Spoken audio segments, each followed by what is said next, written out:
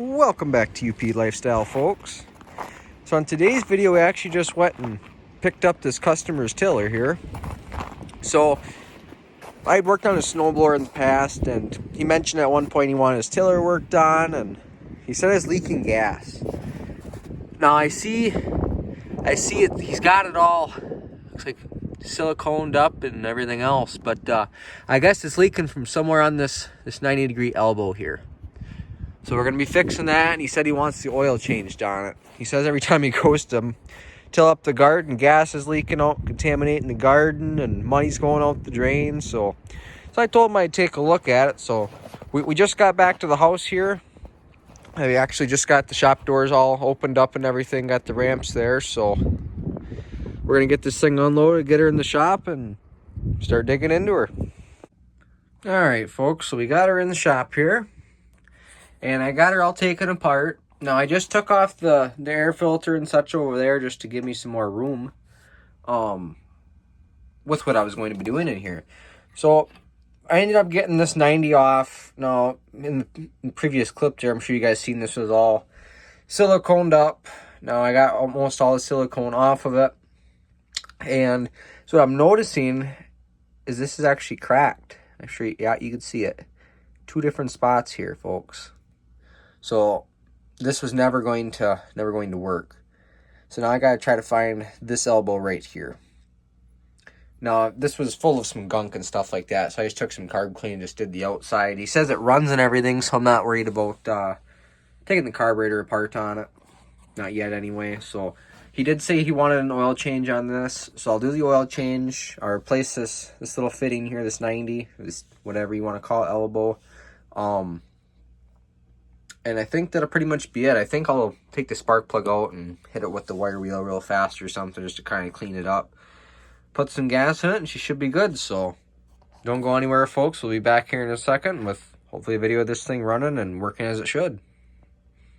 Well, folks, we're back. It's been a few days here, and I actually kind of forgot to record.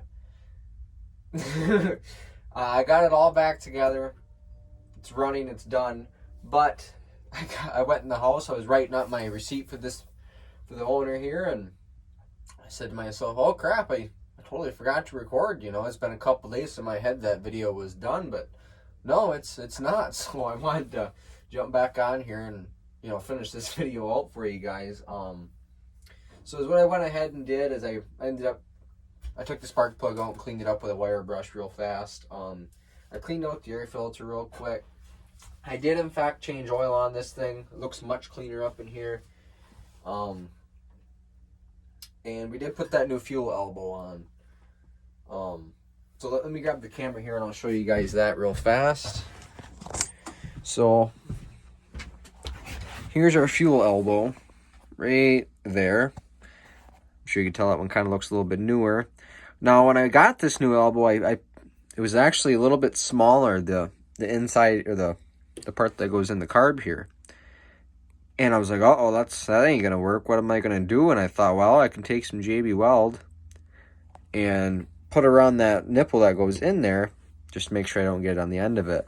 And so I put it in there, and I held it there for a second, cleaned up all the gunk around the edge, gave it a nice little push again, and it was staying right there. So I come back out here a day later, and this thing is... it's solid. It ain't moving, so it's not leaking there.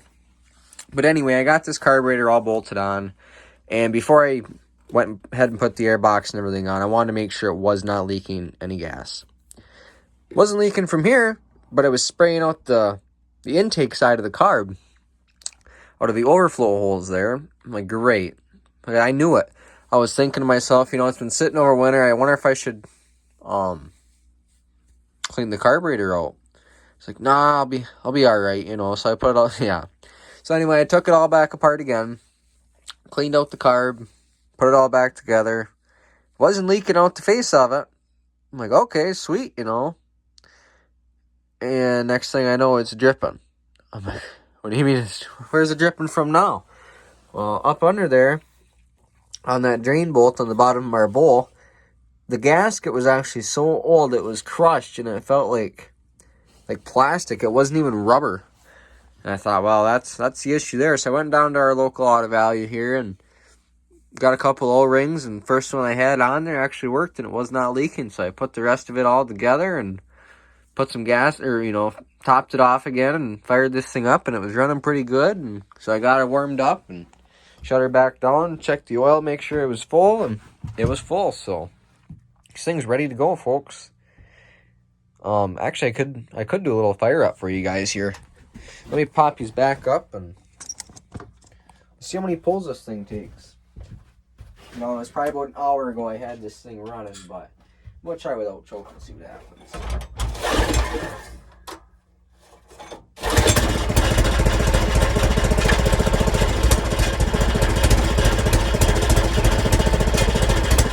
Oh, cold, yeah.